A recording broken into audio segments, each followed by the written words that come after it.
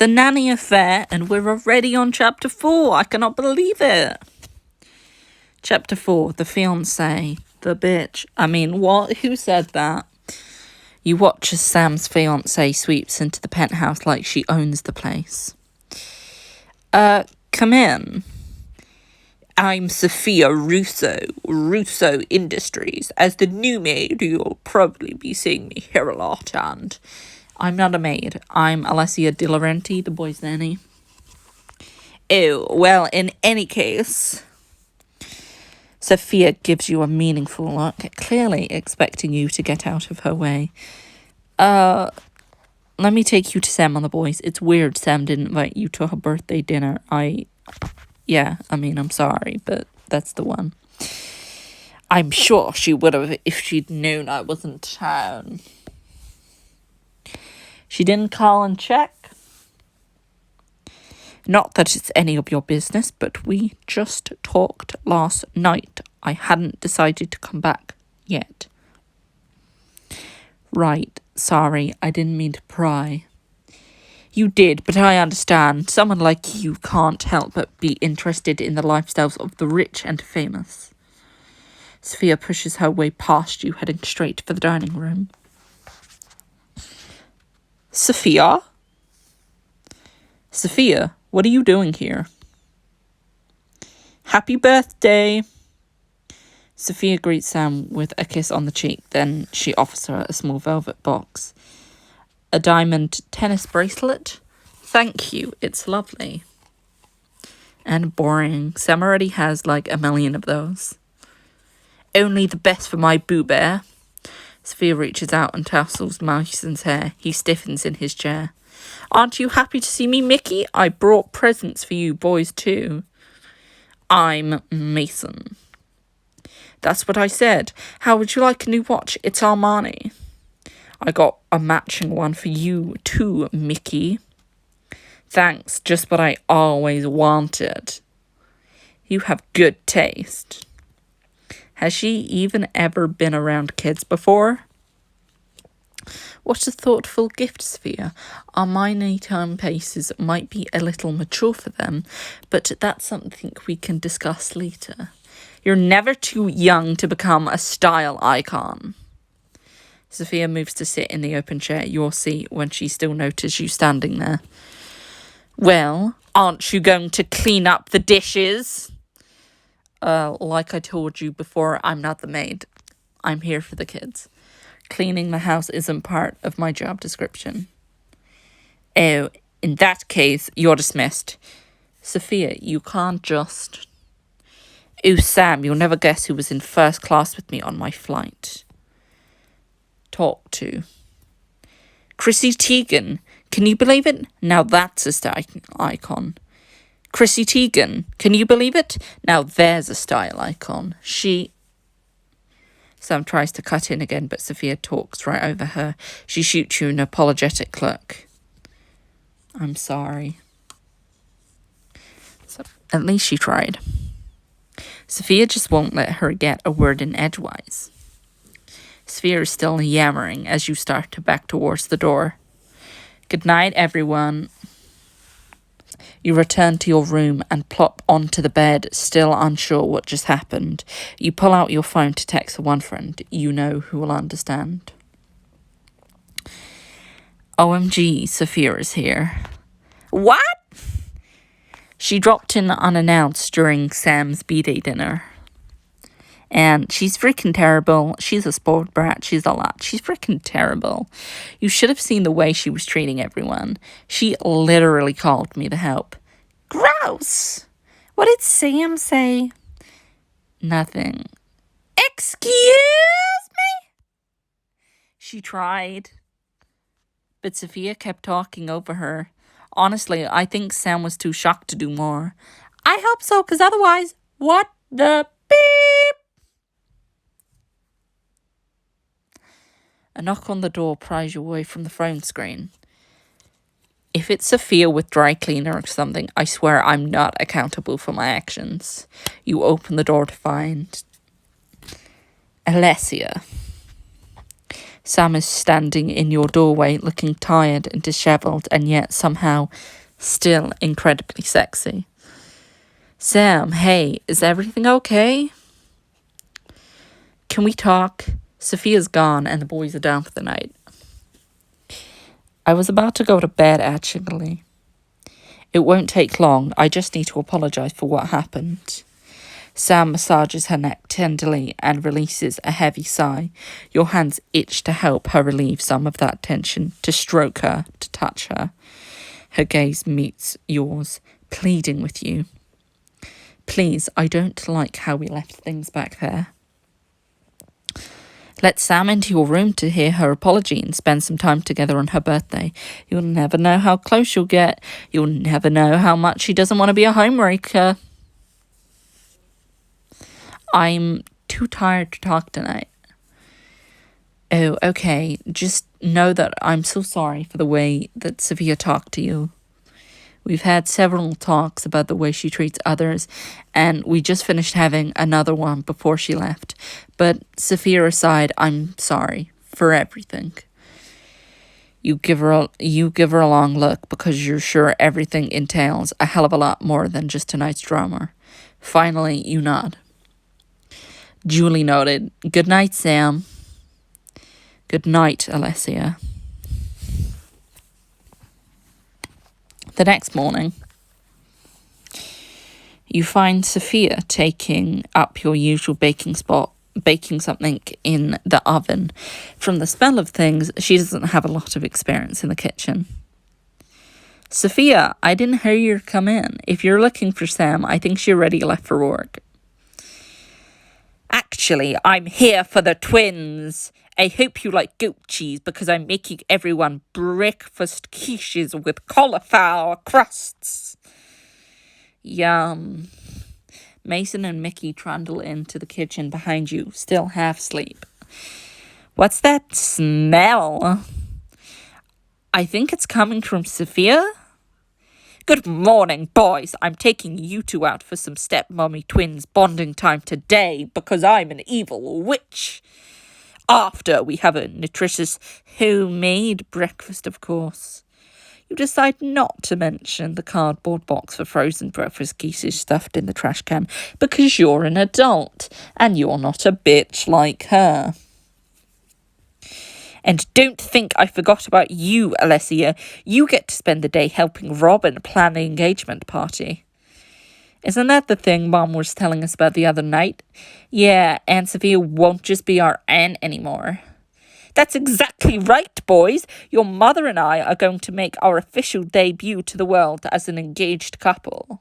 And Alessia, we need to make sure everything is just right for the party. Let me think about it. Hell no. Sam said it was okay. Spend the day with Robin, you say? Hell no. I literally cannot think of anything I'd rather do less. That's cute. Fortunately, Sam loved my idea, and since she's your boss, you've gotta be frickin' kidding me.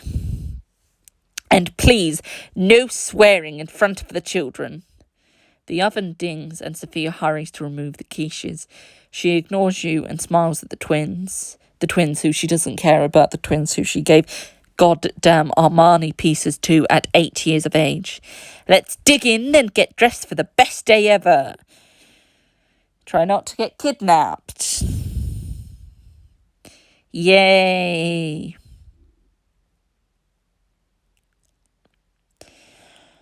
After forcing down 2 store-bought quiches, you take the subway to Dalton Enterprises to meet Robin. Alessia, it's delightful to see you again. Hey, Robin, it's good to see you too. If we're gonna plan a fancy party, at least we can have a little fun doing it. You took the words right out of my mouth.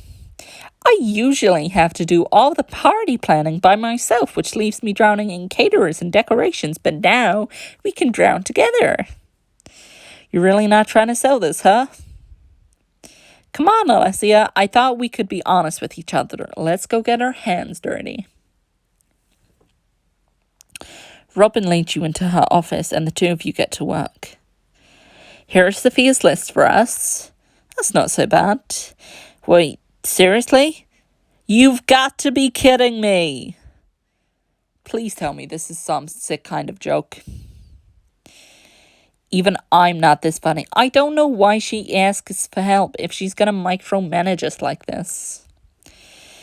Entree suggestions, decoration do's and don'ts, party games that highlight not only Russo's and Daltons as companions, but also as a couple.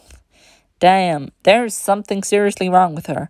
When did she even have time to do all of this? I'm pretty sure vampires don't sleep. No, she's not a vampire because she's not hot enough to be a vampire. Ready to wade through the appetizers? I'm sorry, but Bloodbound has given me unrealistically high expectations of vampires. Robin passes you yet another list. Jesus Christ, how many lists does she have? It's all deconstructed fancy stuff. Aren't there going to be kids at this thing?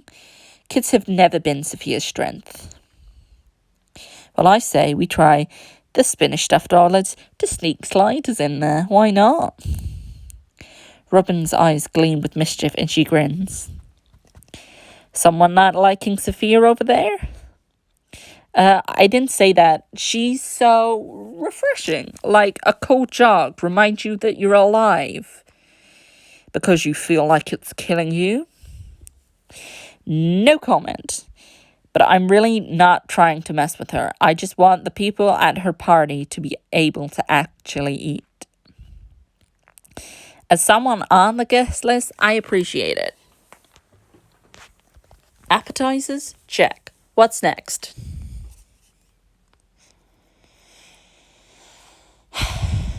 A few hours later, Robin hangs up the phone after bargaining with an antiques dealer over the chandelier Sophia apparently has to have at the party. I think that's actually everything. Drinks? You grin as Robin moves to the cart in the corner of her office, casually pouring 2 glasses. I have to say, I'm pretty impressed by the way you tackled everything. When we first met, I figured you were just a party girl. Can you blame me? I know Sam introduced me as her assistant, but my actual title is Deputy Chief Operating Officer. It's a little more complicated than taking messages and scheduling meetings. There are days Sam and I don't even see each other, or our father for that matter. Our father? I thought you were just unofficial siblings. I lived with the Daltons throughout middle and high school. They practically adopted me. All that was missing was the paperwork. And seemed suddenly preoccupied with her drink, trying to act a little too casual. Sam's always had everything handed to her growing up. No questions asked. The important job, the cute kids, the fancy fiancé. But me, I've had to work for everything, and it's still not enough. I'm right behind her, though. It's a close call which one of us will win in the end. Do I sense a little sibling rivalry here? Of course not. I wouldn't even be her. Of course not. I wouldn't even be here at all if it weren't for her. I'm sure she's going to be awarded the position of CEO after Dad, and she's going to marry Sophia. It's practically a done deal. I'm just next in line in case she totally F's it up. Really? I didn't know that. Yeah, it's just too bad Sam and Sophia. Never mind. What? She can't leave me hanging like that? I bet I can get Robin to give me the deets on this so-called engagement.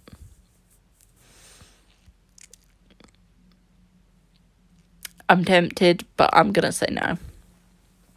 Self-control. Spend on the important things. At the last minute, you lose your nerve and ask about the first thing to pop into your head. Are you sure this RSVP list is accurate? You want to ask me about invitations right now. That's adorable. And yes, it's accurate. I'm literally betting on my life on it, because Sophia will kill me if it's not. Good to know. Robin gives you a funny look, but thankfully she seems to let it go. Did I ever tell you about the time Sophia tried to order pizza over the phone? It was hilarious. She asks if the caterers had been to Le Cordon Bleu or if it was just the chef. The caterers? She meant the delivery drivers. You giggle, accidentally spilling some of your drink onto your top. Crap! Here, let me help you. Robin springs up and grabs a handful of napkins. I know how this sounds, but that stain is less likely to set if you take your top off. Robin, good idea. You're not getting me out of my clothes that easily. Good idea, because do you know what? She's single. Sam is not. You quickly whip off your shirt and start to dab at the stain. Robin leans over to help. I can't believe that it worked. Focus, please. I'm gonna be pissed if I got half naked in front of you and it still stains my shirt. Ahem. You gasp as Sam steps into the office, staring down her sister and conspicuously not looking at your exposed chest. I hope I'm not interrupting anything. Sam. Dun dun dun. Another cliffhanger. Well, I look forward to what comes next, and I look forward to hopefully ruining the engagement party if we get the chance. I'll see you all next week. Stay frosty.